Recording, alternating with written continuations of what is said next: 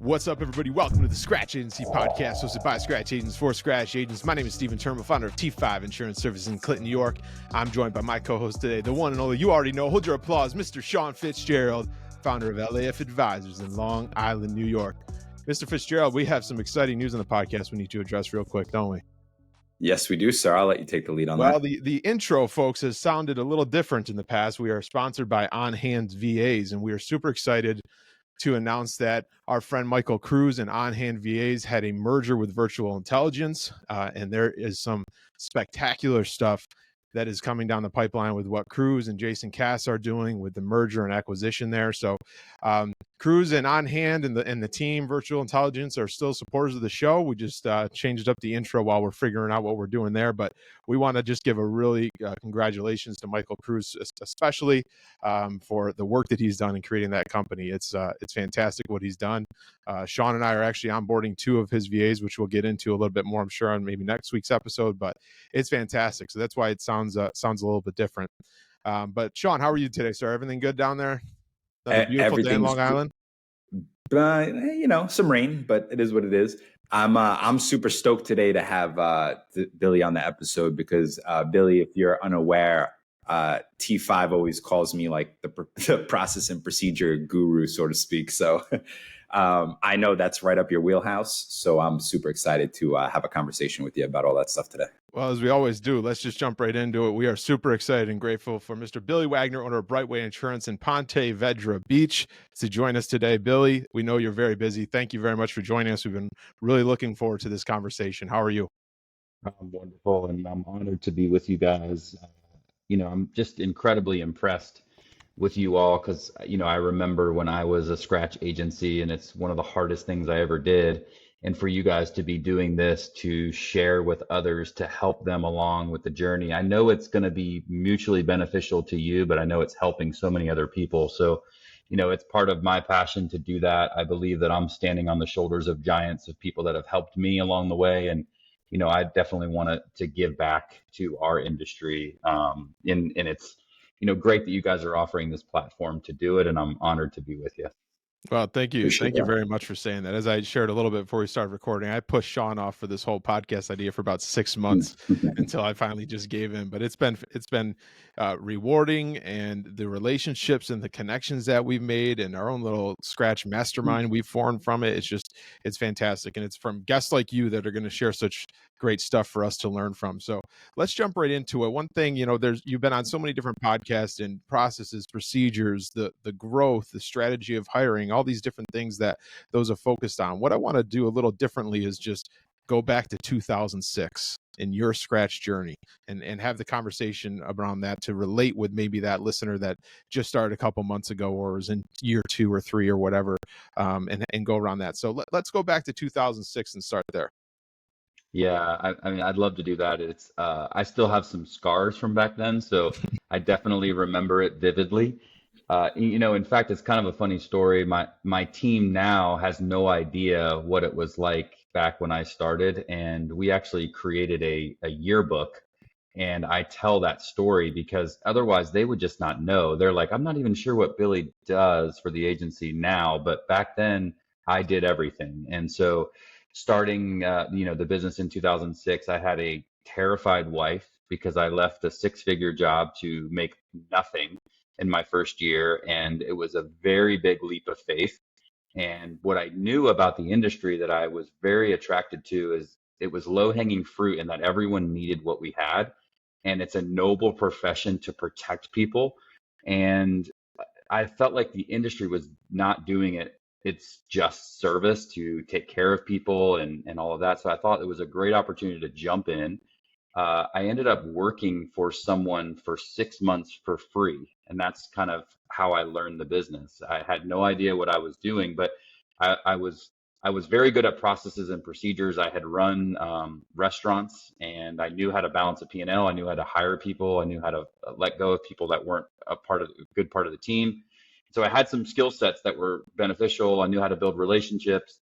And so in 2006, I started, in January, and I worked again, like I said, for 6 months for someone for free. And I wrote their business. I learned as much as I could. I was like a sponge.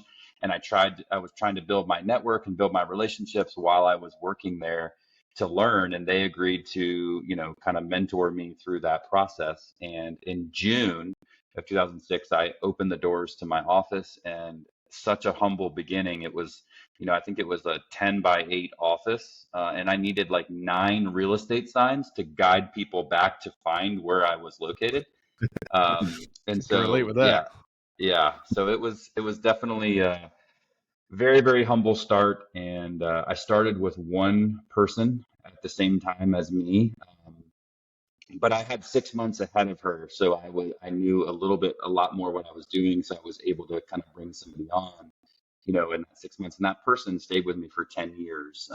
That founding team member. So yeah, I definitely remember, have tons of scars, and when you're starting out in the beginning, you're doing everything. You are taking out the trash. You are, you're doing all the marketing. You're doing all the policy writing. You're doing all the carrier appointment meetings. I mean, just everything, and it's incredibly hard.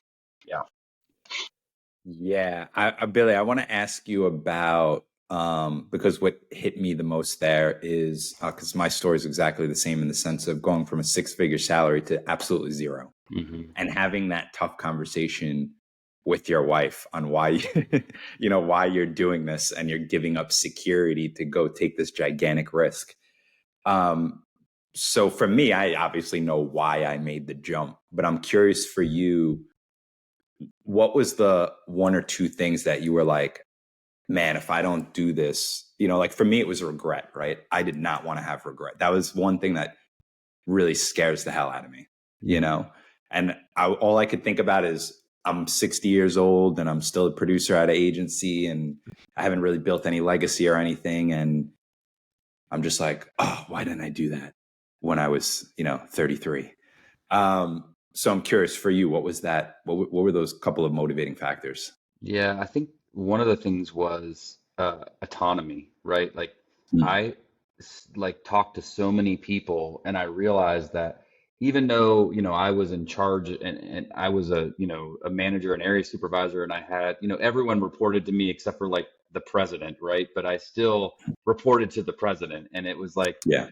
weekends and holidays, and I just wanted to do what I love doing. Like I was very into like playing beach volleyball, and I didn't have the opportunity to do it. And I was like, I can't live like this forever, right? And I just started playing the movie out of, where do I want to be in 5, 10 years, and how do I build a platform or a foundation so that I can, get that autonomy over time. And I felt like this was a great business to be able to do that because of the renewable income, and I knew it was going to be hard. And I'll just tell you, everybody that's listening to this, that's in their first 3 years of this business, there's a lot of stuff that I share, but literally you have to just put your head down and you have to grind. And I don't know if people talk about that too much, because we try to get ahead of ourselves and we're comparing somebody else's middle to our beginning, and we're like, oh, I should do this and I should do that. You really just need to grind and build that foundation. That's so important in that first 3 years. And it was very hard, but I always knew in the beginning that my vision was to work myself out of a job. And so I had that planted, that seed was planted, but I still, like, you just have to grind because there is no revenue to do much else besides that. And until you can start getting those renewals coming in, it's much harder to scale. So those first 3 years are very, very tough. Agree with you on that. Yeah. What do you think it is from those first 3 years past the point of the renewals and the revenue to hire people, that if you look back, you would have changed, or something you would have done differently within those first 3 years for your journey? Yeah, I think honestly, I didn't figure this out till about 3 years ago, to be honest. And that is with the people and how to scale them correctly, and to build a pathway for the team as they're ready to scale, and like thinking about that first employee that you're wanting to bring on, and being very intentional about that. I would do that completely different.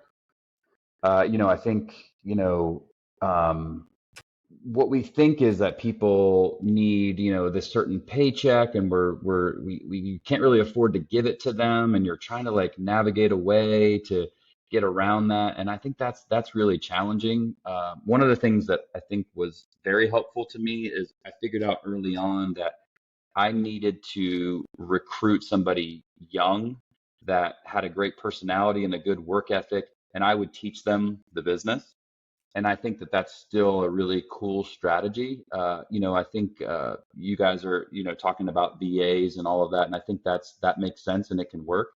But I also think it's really important to bring somebody inside the organization at about that 2 or 3 year level so that you can develop them and Mm. giving them a path forward that they understand. Because honestly, we were tricking people into getting into our business. We were like, hey, come over here, let me share this, let me tell you about this. And then, after a while they start liking it, and then we're like, okay, now we've kind of converted you, and now they turn it into a career.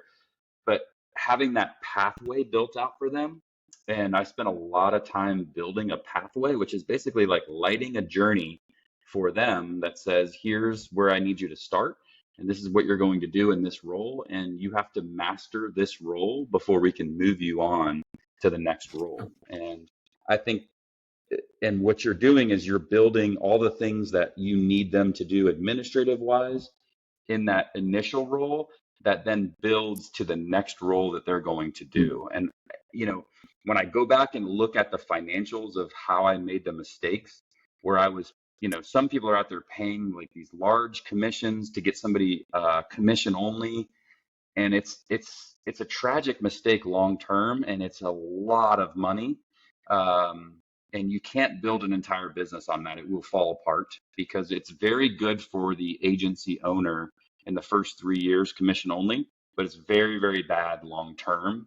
And you can do it with one or two, but you cannot scale a business that way. And I see a lot of people making mistakes on comp and on that structure, and it's millions of dollars down the road. Had I known about it earlier, now I fixed it, but I made a lot of mistakes, a lot of expensive experience in that regard.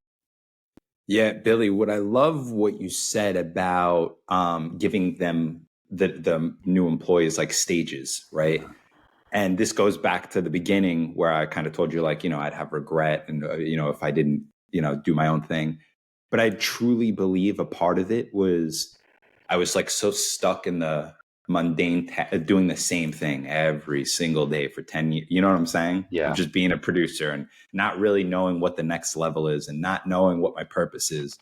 And I think that's why I love what you're saying about this specifically, because you're giving people a challenge. You're constantly challenging them, and you're giving them purpose, which I think is probably like the golden goose to keeping people long term, I would imagine.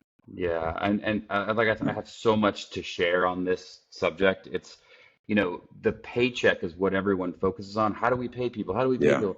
But it's so much more than that. And it's, a lot of what Steven's doing with like the making an impact, like the purpose is so important. You've got to have that.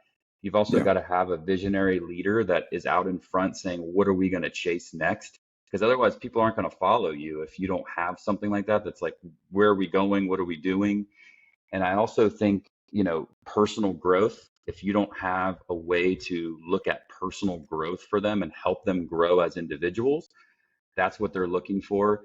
They want the process and procedures, Sean, which you're good at. They want that. Mm. If there's a lot of pain points if you don't have it. Yeah. And they want a pathway. They want to know, okay, here's where I'm going. And they want, to be able to say, this is what I achieved, and this is where I am now, and this is where I'm going next. And so creating all Yeah. that is incredibly important early on to build that foundational structure. The pay stuff is also important, but it's probably fifth down the line of what's most important to people. Mhm. I just did Brandon Smith, who I love, he just did a survey on my staff, on my team, and asked a bunch of different questions. He's testing something, which is a really cool thing that he's doing. But the everyone on my team, they asked the question of, if you could get paid more working somewhere else, would you do it? And everyone said no. They would work here for less money. And so that's about creating that culture. It's about creating a group of amazing people. And and I don't want to put too much pressure on this, but if you're a scratch agent, that first person is absolutely critical that they're great. I would rather not have somebody than have somebody that isn't great, because eagles want to fly together. They don't want to fly with people that don't match them, and you'll never build a successful, scalable team without having great people that are an example to follow, right? So a So lot of stuff there. expanding on that, I'll never forget, I don't know, about the 30-40 mark episode when we first had Brett Young on, who we all know and is a great company.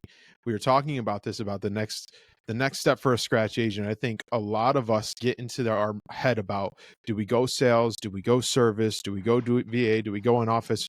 Whereas Brett said, focus on getting the right person on the bus and then find their seat. And I'll never forget how he said that. And like you said, that first person just has to be a good person. Can you just expand on that? I love the saying of focus on getting the right person on the bus and then find them their seat. Like maybe they fit here, maybe they fit there. But if you get that right person that's bought in, that sees the vision, and that person who's going to answer that survey of, no, I'm not going to go somewhere else because I love what Billy has set up and what Billy's doing here and I want to be a part of it, that's what we need to be looking for.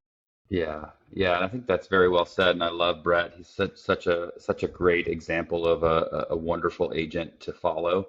And and that's why we created 21 steps to hiring people. It's every time I made a mistake, I was like, I added another step, and I started out with like 5 or 6. And I would encourage all the scratch agents, again, to start building a process around kind of how you're going to hire is really critical, because you want it to be hard to get into your business, not like, oh, show up for the interview and now you're in the pipeline. So it's create it to where it's hard to get in, create it to where you're going to tell them that, hey, I'm going to personally grow you. I'm going to make that my responsibility. So you will be a better person just by being here in these 4 walls. You're going to have growth. And when you find the right person that comes on board, it just makes everything easier.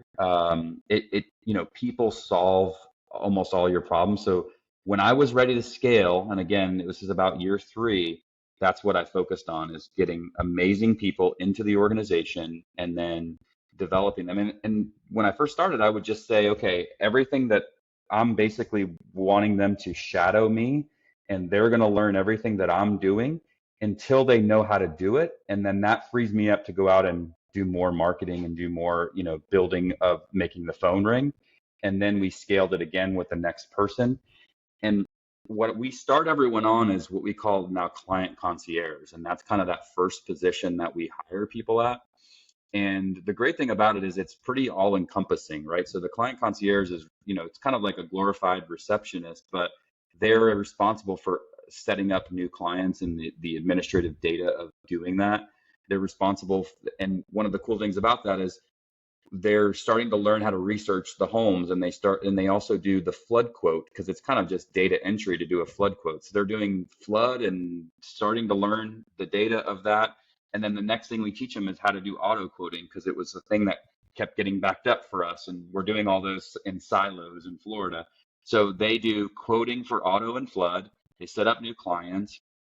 Then they're doing kind of the back end. When you're scaling smaller on a smaller level, they're doing the new business checks of policies. They're doing the DocuSign applications, what we call the post-bind process. So they're seeing the whole thing, but they're not talking to clients yet that much. They're just doing the onboarding part, which we spend 16 hours teaching them how to do that first 5-minute conversation. And so you start with this foundation, and the next position that they're going to move to is a junior producer. And what we've done is made a sales agent like a partner in a law firm. They don't get there until about 2 years to become an agent in our office. And there's about 8 steps or 8 positions that we created, and it's really only 2 jobs. It's kind of like the administrative side and then the sales side, but we've created 8 positions. So 4 junior producer positions and 4 agent positions, and then the client concierge. So that's their pathway, and there's different validation points for each pathway, and their compensation gets better when they hit those pathways. And so it's just a system. You can build it any way you want, but you have to look at when do they become profitable, and you have to have metrics in place to make sure that what success looks like and when they're winning. And when they're winning, then you can make it better for them. Wow, Billy, so much good stuff there. I want to rewind it back a little bit to the beginning of talking about onboarding and finding new people and things of that nature. Yeah. Can you talk to me, because it's something I've been thinking about a lot recently, is like selling the vision of your company to a prospective person who you think would be a rock star at your agency. What are some of the things, like how descriptive do you get when you start like selling the vision of what you're trying to do with your agency when you're talking to somebody new that you're interested to bringing into the agency? Yeah. I always say that interview is two people lying to each other, right? You're saying how great this is and you are, and they're saying how great they are. And sometimes Yeah. the truth is somewhere in the middle, right? But I just like to cast a vision for, the long term. And I tell Yeah. people like, hey, you're going to want to be hitched to this wagon because we're going to do some amazing things. And we've got so many things coming and planned, and we have so many things that we are planning to do that you want to be a part of it. And and we share kind of what we do from a purpose standpoint. And Stephen and I both are the impact piece is so important to us, and so we talk a lot about that. So like one of the things that we do is that our team members don't leave for the day until they make an impact on someone.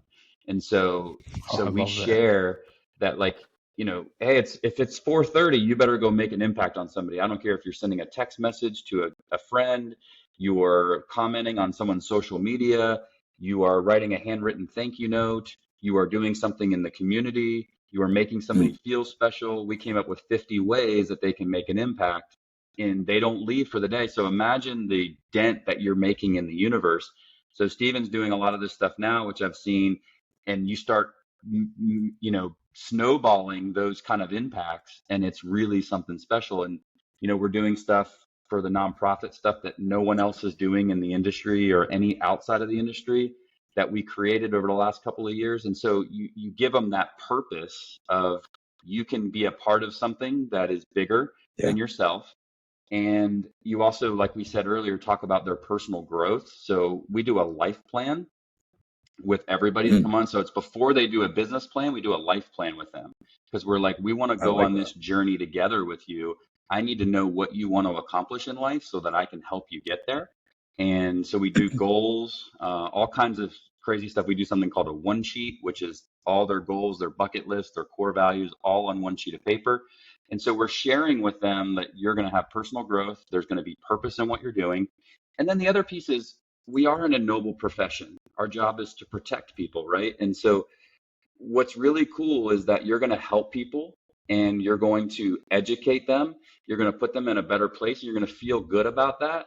And you're going to learn a career that has unlimited potential for you.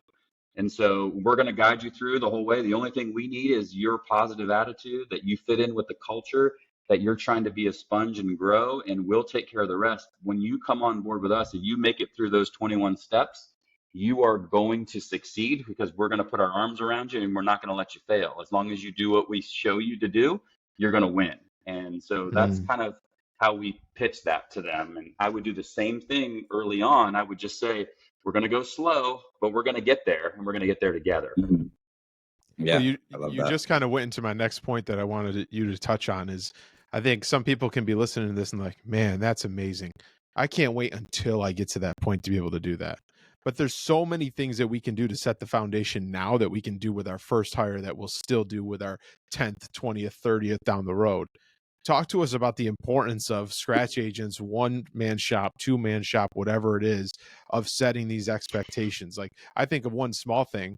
I putting myself in the hot seat for a little bit. I'm coming up on 2 years. I had a virtual assistant that was non-client facing. We just talked. I'm working with Mike about onboarding one that's client facing, and I sent them a one sheet about, tell me what your favorite candy is, tell me what this and that, and I'm doing that with my first virtual assistant to try to make that a process within my agency. She was thrilled about it. I now know information about her that I can reward around. So it's like those little things that, we don't need to be in our 18th year of business to start these things. We don't need to have the team of 10. There's many things that we can do in the foundation to set going forward. Yeah. And I think that there are some things that are like, I like to like use the metric, like if you can do it fast and it's easy to execute, it makes sense to kind of do it, right? But if it's not, if it's going to be like this big long thing that you have to do, or it's going to be an expensive endeavor, you wait on those things as a scratch agency. But if you can do it fast and easy, I mean, like creating the hiring process, you might have 5 or 6 steps. You figure out what those steps are, but you create those steps and then you add on to them later. But you need to have, like right now, those foundational steps already built out. And as you said, like Yeah. we make the onboarding thing is such an amazing thing. What we do now that it blows them away. And it's the first impression that you're going to give them. They arrive to this huge basket. We have a happy hour plan for that night. That first day they start with the team. We do something in the community in the first month. So there's things like that you can do even at a small scale, and just have a vision of where you're going to go, but putting it out and putting it in writing so that the process is easy to follow and that you're going to do it consistently. Yeah. That's good stuff. Yeah. Steven, you got more on that. I know you're bursting at the seams over there. Well, the problem is if I go any further, we're going to be here for the rest of the day. Billy, I think I'd like to just continue to go back to the early days for you. Take us through some of those monumental changes of maybe in the agency where, like, when I'm asking you the question right now of like, what was the biggest struggle in the first 5 years? The first thing to come to mind, so that the people that are in those first 5 years listening can relate to that a little more. Yeah. The ability to create the referral-based business and starting out early, and what is the structure to do that, I think is really, really important. And it really comes down to relationships, which we all have talked about many times. How do you create relationships, and having a system in place in which that you do that? And so in my first few years, I was trying to have a meeting or a cup of coffee every single day with one person. That's hard to scale, and I'm going to tell you it's not easy right now. Even 18 years later, each one of my team has a cup of coffee once a week with a potential center of influence. So we don't even do as much as I was doing. I just knew that I had to be doing that to build those relationships. And so I think that was a critical thing that really helped me catapult my success. Was I was just out there consistently building relationships, and I was just asking questions, and I was saying, how can I add value to what you're doing? What can I do to make your process easier? And I was developing relationships with people that couldn't just give me one referral, but could give me multiple referrals.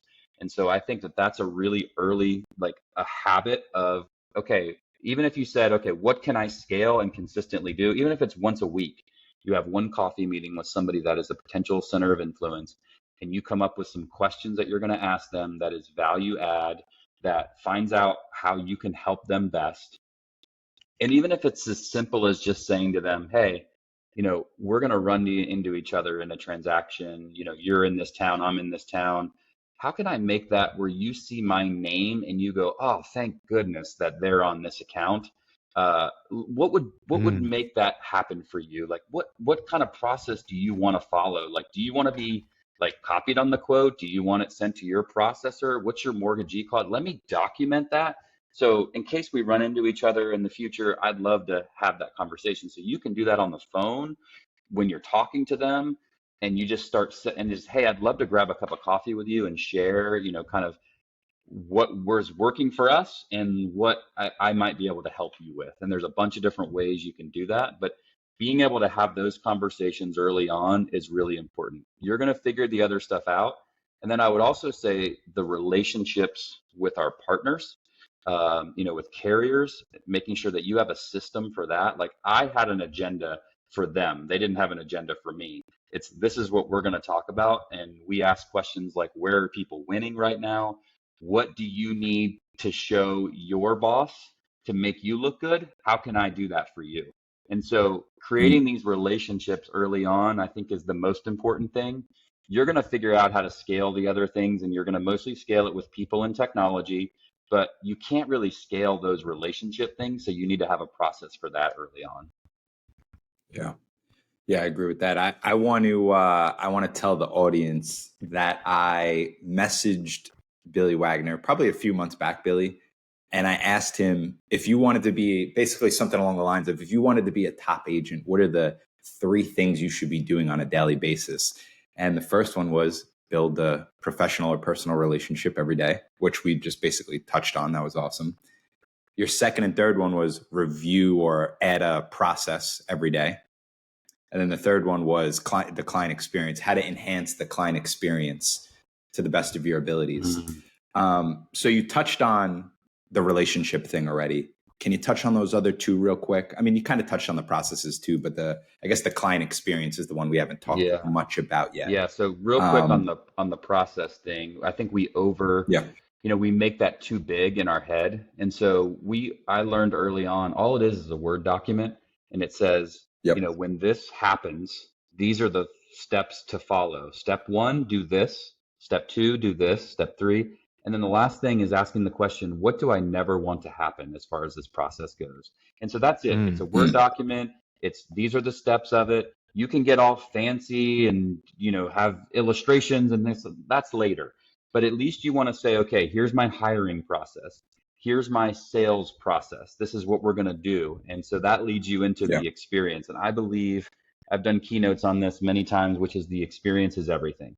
And what happens when the phone rings 5 minutes before you open or during lunch or 5 minutes after you close? What's the experience? When the phone rings, what happens with that client? What are they thinking when that happens? And, like I told you earlier, we spend 16 hours with somebody to create a ninja for that first 5-minute phone call. How do you build rapport? Asking, what do you say? The power of words.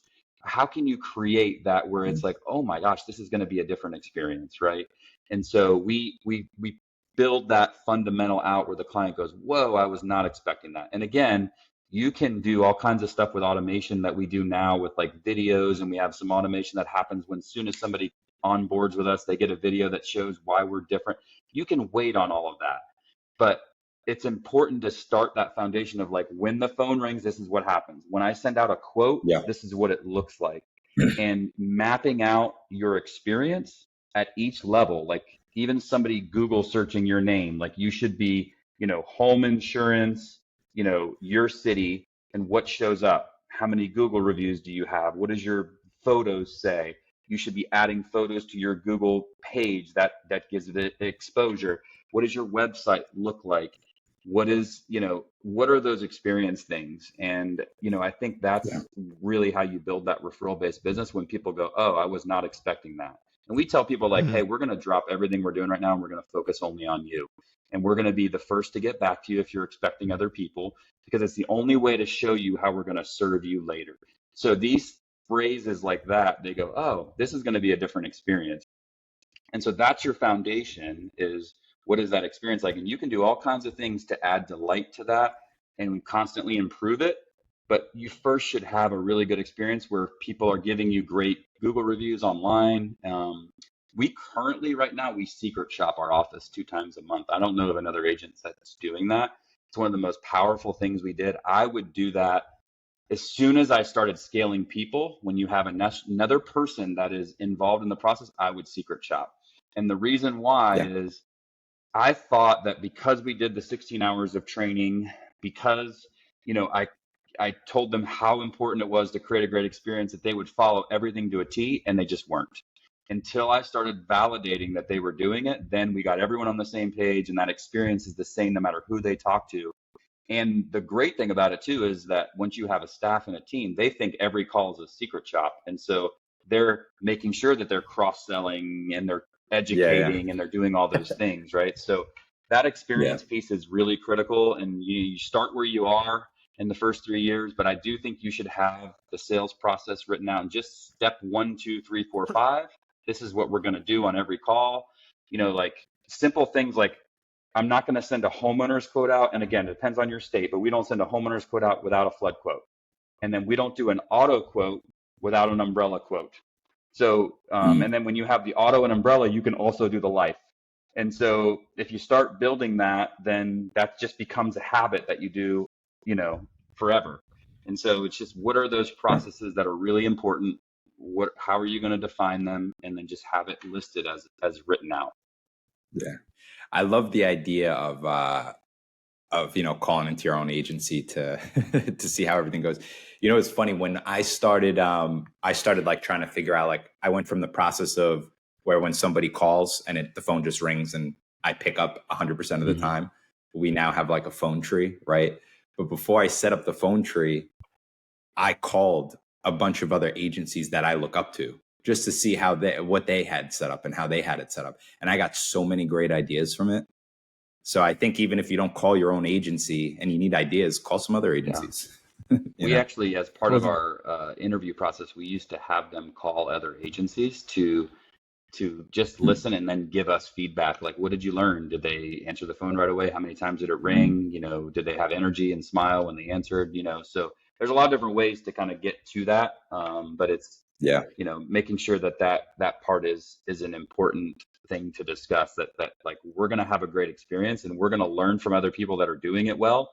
And we're going to also learn from people that are doing it poorly, because there's a lot of that going on. There's a lot of, people that aren't answering the phone during lunch, and what is that experience like? Like, I always think about, like, I value so much when somebody sends us a referral, and I can't thank that person enough. It's so critically important. But I think about, like, if my friend or neighbor gave a referral to my office and they called in and they just got a voicemail or nobody answered, I mean, that's just devastating. I mean, it's absolutely devastating. And so I just think about that all the time. Like, if somebody was sending me a referral, what kind of experience would I want them to have? Because there's no way it's going to get repeated if you don't create an experience that is remarkable. They won't remark about it anymore. If you don't do something that's different, they won't continue to do that. And you need that as part of building an agency, especially in the beginning. You need people trusting you and saying, okay, if I send this to them, I know they have it and they're going to take care of it. And I will say that it's actually kind of easier in the beginning because you are handling it, right? You are the person that they're dealing with. And that's a competitive advantage that scratch agencies should be using. Like, you're dealing with the owner right now. And, that's a great call out to make sure that you're doing that with your clients. Very true. I think two things there. One is, you said early on, like, with the process, the procedures, the experience, we overthink it to an extent.